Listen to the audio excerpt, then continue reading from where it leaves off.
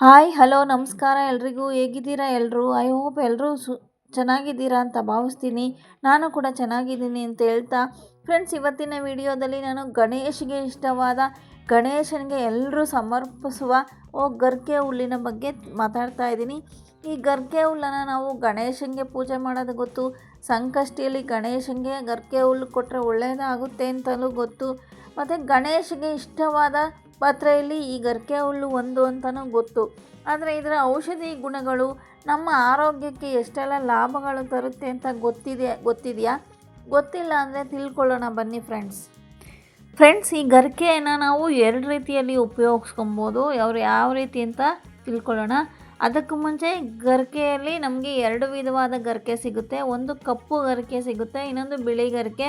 ನಾವು ಆದಷ್ಟು ಬಿಳಿ ಗರಿಕೆಯನ್ನು ನಮ್ಮ ಆಯುರ್ವೇದದಲ್ಲಿ ಆರೋಗ್ಯಕ್ಕೆ ಬಳಸೋದು ತುಂಬ ಒಳ್ಳೆಯದು ಅಂತ ಹೇಳುತ್ತೆ. ಬಿಳಿ ಗರಿಕೆ ನಮ್ಮ ಆರೋಗ್ಯಕ್ಕೆ ತುಂಬ ಒಳ್ಳೆಯದು. ಔಷಧಿ ಗುಣಗಳು ಅದರಲ್ಲಿ ಹೇರಳವಾಗಿರೋದ್ರಿಂದ ಬಿಳಿ ಗರಿಕೆಯನ್ನೇ ಬಳಸುವುದು ಉತ್ತಮ ಅಂತ ಆಯುರ್ವೇದಿಕದಲ್ಲಿ ಉಲ್ಲೇಖ ಆಗಿದೆ ಫ್ರೆಂಡ್ಸ್. ನಾವು ಈ ಗರಿಕೆಯನ್ನು ಒಂದು ಜ್ಯೂಸ್ ರೂಪದಲ್ಲಿ ಉಪಯೋಗಿಸ್ಬೋದು, ಇನ್ನೊಂದು ಕಷಾಯ ರೂಪದಲ್ಲೂ ಸಹ ಉಪಯೋಗಿಸ್ಬೋದು. ಫಸ್ಟ್ ಈ ಜ್ಯೂಸನ್ನ ನಾವು ಹೇಗೆ ಮಾಡ್ಕೋಬೇಕು ಅಂದರೆ, ಒಂದು ಹಿಡಿಯಷ್ಟು ಗರಿಕೆಯನ್ನು ತಂದು ಚೆನ್ನಾಗಿ ತೊಳೆದು ಅದನ್ನು ಚಿಕ್ಕದಾಗಿ ಕಟ್ ಮಾಡಿ ಒಂದು ಮಿಕ್ಸಿಗೆ ಹಾಕಿ ಅರ್ಧ ಲೋಟ ನೀರು ಹಾಕಿ ಅದನ್ನು ಚೆನ್ನಾಗಿ ಗ್ರೈಂಡ್ ಮಾಡಿ, ಆ ಗ್ರೈಂಡ್ ಆಗಿರೋಂಥದ್ದು ಒಂದು ಶುದ್ಧ ಬಟ್ಟೆಯಲ್ಲಿ ಹಾಕಿ ಚೆನ್ನಾಗಿ ಒಂದು ಲೋಟಕ್ಕೆ ಹಿಂಡಿದ್ರೆ ಅದೆಲ್ಲ ಆ ಜ್ಯೂಸು ನಮಗೆ ಆ ಲೋಟಕ್ಕೆ ಶೇಖರಣೆ ಆಗುತ್ತೆ. ಮತ್ತು ಬಟ್ಟೆಯಲ್ಲಿ ಉಳಿದಿರ್ತಕ್ಕಂಥ ಗರಿಕೆ ಪೇಸ್ಟನ್ನು ಮತ್ತೆ ಮಿಕ್ಸರ್ ಜಾರಿಗೆ ಹಾಕಿ ಇನ್ನೂ ಅರ್ಧ ಲೋಟ ನೀರು ಹಾಕಿ ಅದನ್ನು ಸಹ ಗ್ರೈಂಡ್ ಮಾಡಿ ಮತ್ತೆ ಬಟ್ಟೆಯಲ್ಲಿ ಹಿಂಡ್ಕೊಂಡು 2 ಸತಿ ಏನು ನಾವು ತಯಾರಿಸಿರ್ತೀವಿ ಆ ಎರಡೂ ಜ್ಯೂಸನ್ನು ಮಿಕ್ಸ್ ಮಾಡಿ ನಾವು ಬೆಳಗ್ಗೆ ಖಾಲಿ ಹೊಟ್ಟೆಯಲ್ಲಿ ತೆಗೆದುಕೊಳ್ಳುವುದು ಉತ್ತಮ ಅಂತ ಹೇಳುತ್ತೆ. ಇದು ಒಂದು ರೂಪ ಆಯಿತು. ಇನ್ನೊಂದು ರೂಪ ಏನಂದರೆ ಕಷಾಯ ರೂಪದಲ್ಲೂ ಸಹ ತಗೋಬೋದು. ಅಂದರೆ ನಾವು ಒಂದು ಹಿಡಿಯಷ್ಟು ಗರಿಕೆಯನ್ನು ತಗೊಂಡು ಅದನ್ನು ಚೆನ್ನಾಗಿ ತೊಳ್ಕೊಂಡು ಚಿಕ್ಕದಾಗಿ ಕಟ್ ಮಾಡ್ಕೋಬೇಕು. ಕಟ್ ಮಾಡಿ 1 ಗ್ಲಾಸ್ ನೀರಿಗೆ ಅದನ್ನು ಆ ಗರಿಕೆಯನ್ನು ಹಾಕಿ ಚೆನ್ನಾಗಿ ಕುದಿಸಿ, ಅದು ಅರ್ಧ ಗ್ಲಾಸ್ ಆಗೋವರೆಗೂ ಕುದಿಸಿ ಅದನ್ನು ಮತ್ತೆ ಸೋಸಿಕೊಂಡು ಅದಕ್ಕೆ ರುಚಿಗೆ ತಕ್ಕಷ್ಟು ಬೆಲ್ಲ ಅಥವಾ ಕಲ್ಲು ಸಕ್ಕರೆಯನ್ನು ಸೇರಿಸ್ಕೊಂಡು ನಾವು ಅದನ್ನು ಸಹ ಖಾಲಿ ಹೊಟ್ಟೆಯಲ್ಲಿ ತಗೋಬೋದು. ಹೀಗೆ 2 ರೀತಿಯಲ್ಲಿ ನಾವು ಗರಿಕೆಯನ್ನು ಉಪಯೋಗಿಸ್ಬೋದು. ಈಗ ನಾವು ಯಾವ ರೀತಿ ಗರಿಕೆಯನ್ನು ಉಪಯೋಗಿಸೋದು ಅಂತ ತಿಳ್ಕೊಂಡ್ವಿ. ಈಗ ನಮಗೆ ಅದರ ಗುಣಗಳು ಗೊತ್ತಾಗಬೇಕು ಮತ್ತು ಅದರ ಲಾಭಗಳು ಗೊತ್ತಾಗಬೇಕಲ್ಲ, ಬನ್ನಿ ತಿಳ್ಕೊಳ್ಳೋಣ. ಫ್ರೆಂಡ್ಸ್, ಗರಿಕೆಯಲ್ಲಿ ನಮಗೆ ಗೊತ್ತಿರೋ ಹಾಗೆ ಅದು ತಂಪು ಗುಣವನ್ನು ಹೊಂದಿರುತ್ತದೆ. ಅದಕ್ಕೆ ಅದು ನಮ್ಮ ದೇಹದಲ್ಲಿ ಉಷ್ಣದಿಂದ ಆಗುವ ಗಳನ್ನ ಬಗೆಹರಿಸುತ್ತೆ, ಅಂದರೆ ಉತ್ತಮ ಪರಿಹಾರ ಕೊಡುತ್ತೆ ಅಂತಲೇ ಹೇಳ್ತಾರೆ. ನಮ್ಮ ಉಷ್ಣದಿಂದ ಆಗುವ ಉರಿ ಮೂತ್ರ ಸಮಸ್ಯೆ ಇರ್ಬೋದು, ಅಥವಾ ಕೈಕಾಲು ಉರಿ, ಕಣ್ಣುರಿ ಇರ್ಬೋದು, ಮೂಗಿನಲ್ಲಿ ರಕ್ತ ಬರೋದಿರ್ಬೋದು, ಇಂಥ ಸಮಸ್ಯೆಗಳಿಗೆ ಈ ಗರಿಕೆ ನಮಗೆ ತುಂಬ ಒಳ್ಳೆಯ ಪರಿಣಾಮಕಾರವಾದ ರಿಸಲ್ಟನ್ನು ಕೊಡುತ್ತೆ ಅಂತಲೇ ಹೇಳ್ಬೋದು. ಫ್ರೆಂಡ್ಸ್, ಮೊದಲು ನಾನು ಇದನ್ನು ಯಾವ್ಯಾವ ಸಮಸ್ಯೆಯಲ್ಲಿ ಬಳಸ್ಕೊಳ್ಳೋದು ಅಂತ ಹೇಳ್ತಾ ಹೋಗ್ತೀನಿ. ನಂತರ ಆ ಸಮಸ್ಯೆಗಳಿಗೆ ಇದನ್ನು ಯಾವ ರೀತಿ ಬಳಸ್ಕೋಬೇಕು ಅಂತ ಹೇಳ್ತಾ ಹೋಗ್ತೀನಿ. ಫ್ರೆಂಡ್ಸ್, ವಿಡಿಯೋ ಫುಲ್ ನೋಡಿ, ಎಲ್ಲೂ ಸ್ಕಿಪ್ ಮಾಡದೆ, ನಿಮ್ಗೆ ಅರ್ಥ ಆಗುತ್ತೆ.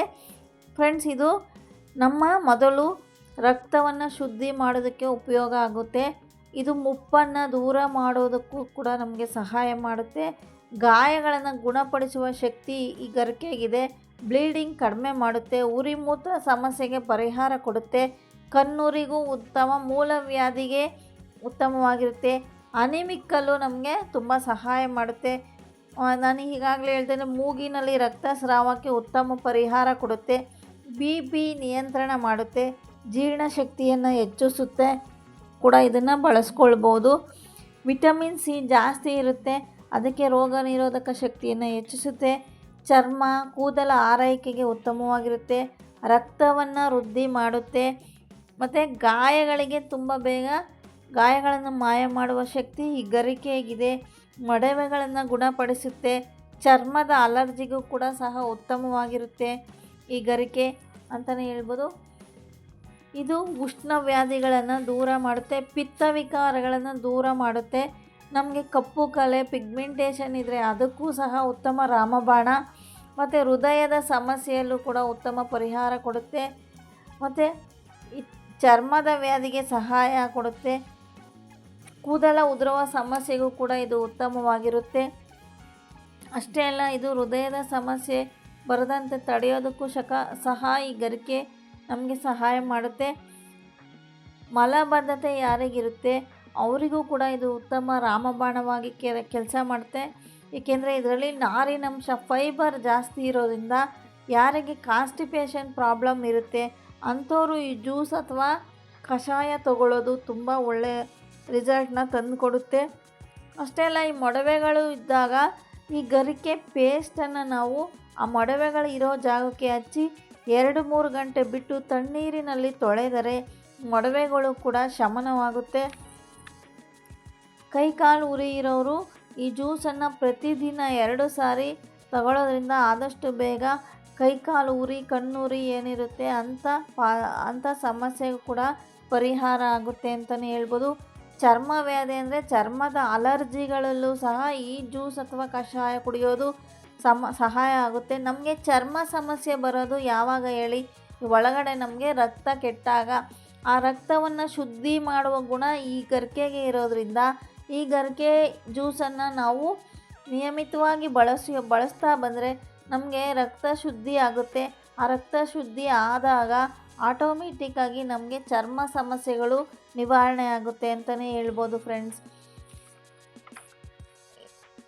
ಇದು ರಕ್ತವನ್ನು ವೃದ್ಧಿ ಮಾಡುವ ಗುಣ ಈ ಗರಿಕೆಗೆ ಇರೋದ್ರಿಂದ ಯಾರು ಅನಿಮಿಯಾದಿಂದ ಬಳಲ್ತಾ ಇರ್ತಾರೆ ಅಂಥವರು ಈ ನಿಯಮಿತವಾಗಿ ಜ್ಯೂಸ್ ಅಥವಾ ಕಷಾಯ ಪ್ರತಿದಿನ ಸೇವಿಸ್ತಾ ಬಂದರೆ ಅನಿಮಿಕ್ ಸಮಸ್ಯೆಯಿಂದನೂ ಕೂಡ ಹೊರಗಡೆ ಬರ್ಬೋದು.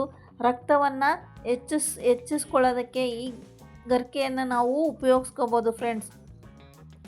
ಈ ಮೂಲವ್ಯಾಧಿ ಇರೋರಿಗೆ ಏನಾದರೂ ಆ ಜಾಗದಲ್ಲಿ ಬ್ಲೀಡಿಂಗ್ ಆಗ್ತಾಯಿದ್ರೆ ಅದಕ್ಕೂ ಈ ಗರಿಕೆ ಪೇಸ್ಟವನ್ನು ಹಚ್ಚುತ್ತಾ ಬಂದರೆ ಆ ಮೂಲವ್ಯಾಧಿಯಲ್ಲಿ ಬರ್ತಕ್ಕಂಥ ಬ್ಲೀಡಿಂಗ್ ಕೂಡ ಕಡಿಮೆ ಆಗುತ್ತೆ ಅಂತಲೇ ಹೇಳ್ಬೋದು. ಕೆಲವ್ರಿಗೆ ಈ ಉಷ್ಣ ವಿಕಾರದಿಂದ ಮೂಗಿನಲ್ಲಿ ರಕ್ತಸ್ರಾವ ಆಗ್ತಿರುತ್ತೆ ಅಂಥವರು ಸಹ ಈ ಗರಿಕೆ ರಸವನ್ನು ಮೂಗಿನ ಪ್ರತಿಯೊಂದು ಭಾಗಕ್ಕೂ 2 ಭಾಗದಲ್ಲೂ 2 ಅಥವಾ 3 ಹನಿಯಷ್ಟು ಈ ಗರಿಕೆ ರಸವನ್ನು ಮೂಗಿಗೆ ಹಾಕ್ತಾ ಬಂದರೆ ಮೂಗಿನಲ್ಲಿ ಬರ್ತಕ್ಕಂಥ ರಕ್ತಸ್ರಾವ ಸಮಸ್ಯೆ ಕೂಡ ಪರಿಹಾರ ಆಗುತ್ತೆ. ಅಷ್ಟೇ ಅಲ್ಲ ಫ್ರೆಂಡ್ಸ್, ಈ ಬ್ಲೀಡಿಂಗ್ ಕಡಿಮೆ ಆಗುತ್ತೆ ಅಂತ ಹೇಳಿದೆ ಅಲ್ವಾ.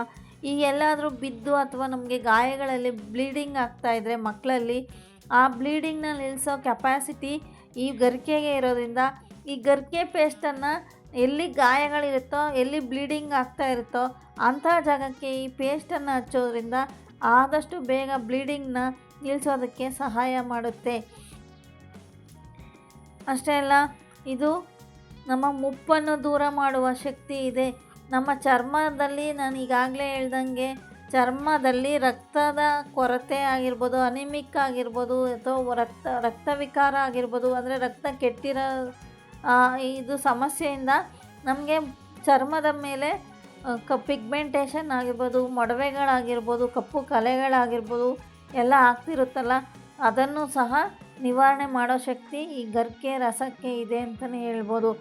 ಅಷ್ಟೇ ಅಲ್ಲ, ನಮ್ಮ ಮುಪ್ಪನ್ನು ಕೂಡ ದೂರ ಮಾಡುವ ಗುಣ ಈ ಗರಿಕೆಗೆ ಇರೋದ್ರಿಂದ ನಾವು ಆದಷ್ಟು ಒಳ್ಳೆ ಗರಿಕೆಯನ್ನು ತಂದು ಉಪಯೋಗಿಸೋದು ತುಂಬ ಒಳ್ಳೆಯದು. ಗರಿಕೆ ಎಲ್ಲರಿಗೂ ತಿಳಿದ ಹಾಗೆ ಎಲ್ಲರ ಕಾಂಪೌಂಡ್ಗಳಲ್ಲಿ, ದೇವಸ್ಥಾನಗಳ ಹತ್ರ ಅಥವಾ ಪಾರ್ಕ್ಗಳಲ್ಲಿ ಎಲ್ಲಂದರಲ್ಲಿ ನಮಗೆ ಈ ಗರಿಕೆ ಯಥೇಚ್ಛವಾಗಿ ಸಿಗುತ್ತೆ. ಸೊ ನಾವೆಲ್ಲ ಒಳ್ಳೆಯ ಗರಿಕೆಯನ್ನು ಕಿತ್ತು ತಂದು ತೊಳೆದು ಅದನ್ನು ನೀಟಾಗಿ ಬಳಸ್ಕೊಂಡ್ರೆ ನಾನೀಗ ಹೇಳಿದ್ದ ಎಲ್ಲ ಸಮಸ್ಯೆಗೂ ಪರಿಹಾರ ಸಿಗುತ್ತೆ ಅಂತಲೇ ಹೇಳ್ಬೋದು. ನೋಡಿದ್ರಲ್ಲ ಫ್ರೆಂಡ್ಸ್, ನಾವು ದೇವರಿಗೆ ಗಣೇಶನಿಗೆ ಅರ್ಪಿಸ್ತಕ್ಕಂಥ ಗರಿಕೆಯಲ್ಲಿ ಎಷ್ಟೊಂದು ಔಷಧಿ ಗುಣಗಳಿವೆ ಅಂತ. ಸೊ ಇನ್ಮೇಲೆ ನಾವು ಗಣೇಶನಿಗೆ ಗರಿಕೆನ ಕೊಡೋದ್ರ ಜೊತೆಗೆ ನಮ್ಮ ಆರೋಗ್ಯಕ್ಕೂ ಕೂಡ ಅದನ್ನು ಸೇವನೆ ಮಾಡಿ ಆರೋಗ್ಯವಾಗಿರೋಣ ಅಂತ ಹೇಳ್ತಾ, ಈ ಎಲ್ಲ ಇನ್ಫಾರ್ಮೇಷನ್ ನಿಮಗೆ ಇಷ್ಟ ಆಗಿದೆ ಅಂತ ಭಾವಿಸ್ತೀನಿ. ಇಷ್ಟ ಆಗಿದರೆ ಒಂದು ಲೈಕ್ ಮಾಡಿ, ವಿಡಿಯೋನ ಫ್ರೆಂಡ್ಸ್ ಆ್ಯಂಡ್ ಫ್ಯಾಮಿಲಿಗೆ ಶೇರ್ ಮಾಡಿ. ಸಬ್ಸ್ಕ್ರೈಬ್ ಮಾಡಿಲ್ಲ ಅಂದರೆ ಸಬ್ಸ್ಕ್ರೈಬ್ ಮಾಡಿಕೊಂಡು ಸಪೋರ್ಟ್ ಮಾಡಿ. ನನ್ನ ಚಾನಲ್ನ ಫಾಲೋ ಮಾಡಿ. ಇನ್ನಷ್ಟು ಹೊಸ ಹೊಸ ಹೆಲ್ತ್ ವಿಡಿಯೋಗಳಿಗಾಗಿ ನನ್ನ ಚಾನಲ್ನ ನೋಡ್ತಾಯಿರಿ, ವಿಸಿಟ್ ಮಾಡ್ತಾಯಿರಿ ಅಂತ ಕೇಳ್ಕೊಳ್ತಾ ಇಲ್ಲಿಗೆ ಈ ವಿಡಿಯೋನ ಎಂಡ್ ಮಾಡ್ತೀನಿ ಫ್ರೆಂಡ್ಸ್. Thank you for